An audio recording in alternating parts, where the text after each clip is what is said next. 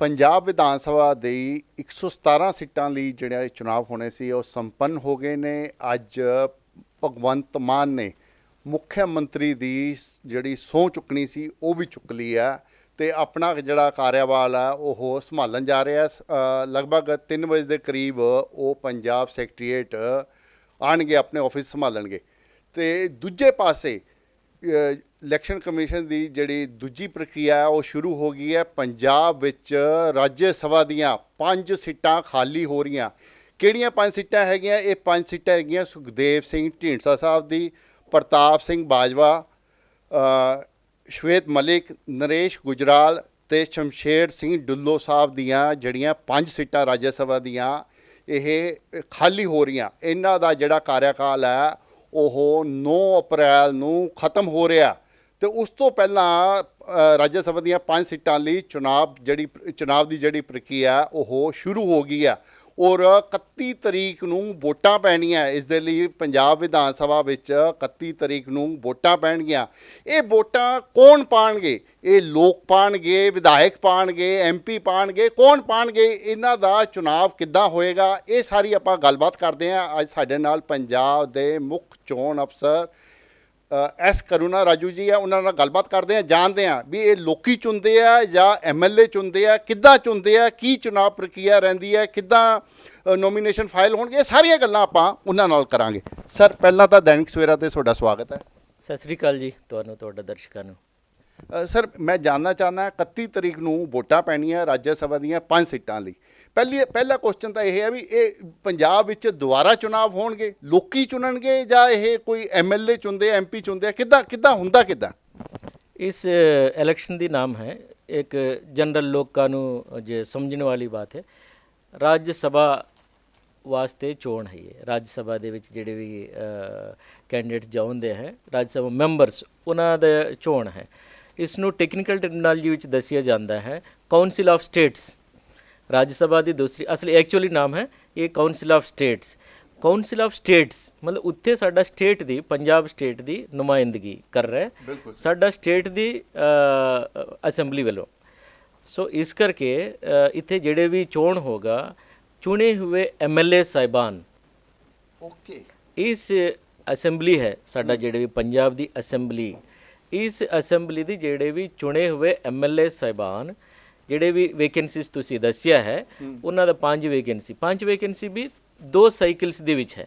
ਇੱਕ ਸਾਈਕਲ ਦੇ ਵਿੱਚ 3 ਹੈ, ਇੱਕ ਸਾਈਕਲ ਦੇ ਵਿੱਚ 2 ਹੈ, ਟੋਟਲ 5 ਹੈ, ਲੇਕਿਨ 2 ਸਾਈਕਲ ਦੇ ਵਿੱਚ ਇਹ ਚੋਣ ਹੋਣਾ ਹੈ। MLA ਸਾਹਿਬਾਨ, ਚੁਣੇ ਹੋਏ MLA ਸਾਹਿਬਾਨ ਇਸ ਰਾਜ ਸਭਾ MP ਸਾਹਿਬਾਨ ਨੂੰ ਚੁਣेंगे। ਸਰ, ਦੂਜਾ ਕੁਐਸਚਨ ਇਹ ਹੈ, ਇਸ 'ਚ ਵੀ VOTING ਮਸ਼ੀਨ ਦਾ ਇਸਤੇਮਾਲ ਹੋਏਗਾ? ਨਹੀਂ, ਇਹ ਵੱਖਰੀ ਚੋਣ ਹੈ। ਇਹਦੇ ਵਿੱਚ ਬੈਲਟ ਪੇਪਰ ਹੈ ਔਰ ਦੂਸਰਾ ਚੀਜ਼ ਇਹਦੇ ਵਿੱਚ ਸਿੰਗਲ ਟਰਾਂਸਫਰਬਲ ਵੋਟ ਵੀ ਹੈ। ਆਪਣਾ ਪ੍ਰੈਫਰੈਂਸਿਸ ਵੀ ਦੇਣਗੇ ਜਿਹੜੇ ਵੀ MLA ਸਾਹਿਬਾਨ, ਜਿਹੜੇ ਵੀ ਕੈਂਡੀਡੇਟਸ ਉਸ ਵੇਲੇ ਤੱਕ।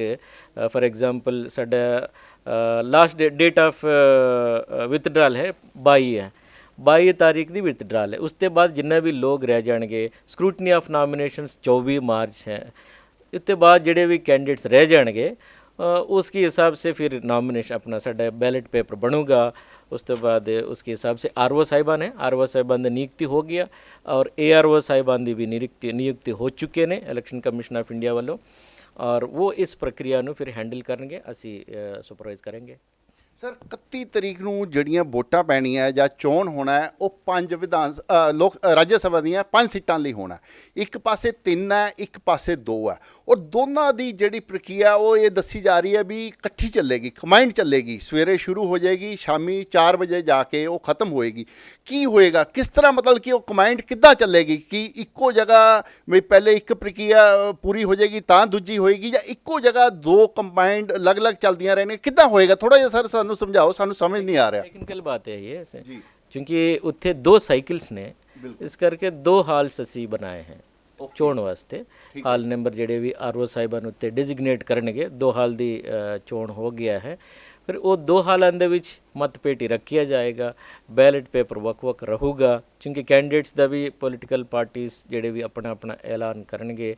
या बैलेट पेपर ਦੇ ਵਿੱਚ ਜਿਹੜੇ ਵੀ ਨਾਮ ਆਊਗਾ उसके हिसाब से फिर MLA साहिबान वोटिंग करनगे। दो हाल ਦੇ ਵਿੱਚ है, साइमल्टेनियस भी कर सकते हैं या उस आसार ये भी लगता है कई बार जिन्ना भी वैकेंसीज है उन्ना ही कैंडिडेट्स हो सकते कई बार, उस वेले फिर काउंटिंग नहीं होंदा, सिर्फ डिक्लेरेशन ही होंदा है। वो RO साहिबान देखता है जिन्ना कैंडिडेट वैकेंसी है उन्ना कैंडिडेट अपना नॉमिनेशन दाखिल किया, फिर उस स्थिति ਦੇ ਵਿੱਚ ਫਿਰ RO ਸਾਹਿਬਾਨ ਆਪਣਾ ਫੈਸਲਾ ਕਰਦਾ ਹੈ।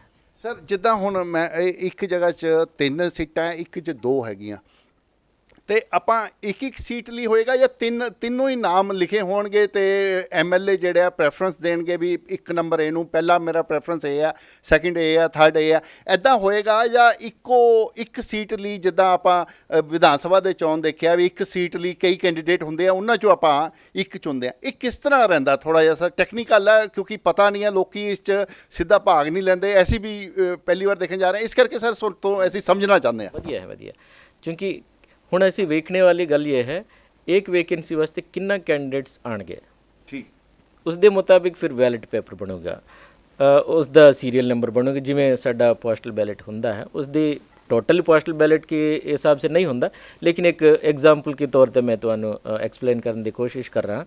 ਉਹਦੇ ਵਿੱਚ ਵੀ ਅਸੀਂ ਸਲਿੱਪ ਹੁੰਦਾ ਹੈ, ਨੰਬਰ ਹੁੰਦਾ ਹੈ, ਉਸ ਦੇ ਬਾਅਦ कैंडिडेट्स ਦੀ ਨਾਂ 1 2 3 4 ਹੁੰਦਾ है, ये सभी चीज़ इसी तरीका बैलेट पेपर बनता है। अगर कैंडिडेट होने की स्थिति दे विच अगर नहीं है फिर बैलेट पेपर फिर बनेगा नहीं है।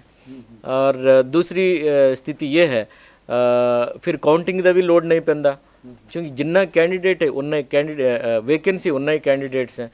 फिर उस स्थिति दे विच MLA साहिबान नूं अपना प्रेफरेंस देने की जरूरत भी नहीं पैंदा। अदरवाइज ज़्यादा कैंडिडेट्स हैं एक वैकेंसी दे वास्ते, दैन उन्हां दा नंबर होगा, क्योंकि उन्हां दा बैलेट पेपर बनाने की तरीके जिहड़े भी असीं करदे हैं उस दे मुताबिक MLA साहिबान नूं अपना प्रेफरेंस दर्ज करन लई एक उन्हां नूं वायलेट कलर दी पिन दिता जाएगा, उस पिन नूं ही वरतना है।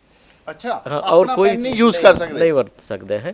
जो RO साहिबान उन्होंने एक खास तरीका पिन देवांगे, उस पिन नूं वरतते हुए उन्होंने जिहड़े भी प्रेफरेंस है उस कैंडिडेट के सामने वो अपना दर्ज इंदराज करेंगे, उस दे मुताबिक फिर काउंटिंग होगा। सर एक होर क्वेश्चन है इस च कि आम आदमी ये चुनाव लड़ सकता ਜਾਂ ਕੋਈ ਖਾਸ ਬੰਦਾ ਹੀ ਇਹ ਇਲੈਕਸ਼ਨ ਲੜ ਸਕਦਾ?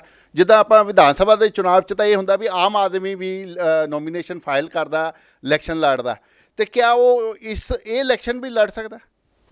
उसदे कंडीशंस हैं, कंडीशंस के मुताबिक कोई लड़ सकते हैं, उन्होंने उम्र दी है, कई सारी चीज़ें हैं, ये सारी चीज़ देख के लड़ सकते हैं, लेकिन उन्होंने ये भी पता चलना चाहिए कितना वोट आने की संभावना है, उसके मुताबिक ही नॉर्मली चोन लड़ता है।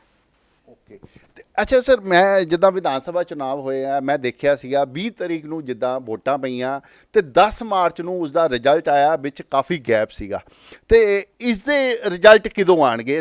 ਰਾਜ ਸਭਾ ਦਾ ਜਿਹੜਾ ਚੋਣ ਹੋਣੀ ਹੈ ਉਹ 31 ਮਾਰਚ ਨੂੰ ਹੋਣੀ ਹੈ, ਤਾਂ ਇਸ ਦੇ ਰਿਜ਼ਲਟ ਕਦੋਂ ਆਣਗੇ? देखो 31 तारीख की डेट ऑफ पोल है, उसी दिन की डेट ऑफ काउंटिंग है, सेम डे क्योंकि वोटा कम रहिंदा है ना, क्योंकि टोटल साढ़े MLA साहिबान की गिनती है 117 ने, फिर इन्ना ही वोट पाने अगर टोटल आ गया तो, अदरवाइज जिन्ना भी लोग आएंगे वोट पाने वास्ते उन्ना ही गिनती करना है। लेकिन खास फार्मूलास रहिंदा इत्थे, एक वोट नूं एक वेटेज दित्ती जाती है, उस weightage divided by valid votes, उस करके जिहड़े भी फिगर आउंदी है उन्ना वोट आना पैंदा है एक कैंडिडेट नूं जितण वास्ते। सो एक फार्मूला है, वो फार्मूला निर्भर करता है total number of valid votes के उत्थे, लेकिन इत्थे इस तरीका स्थिति की उसारी होने की संभावना घट है।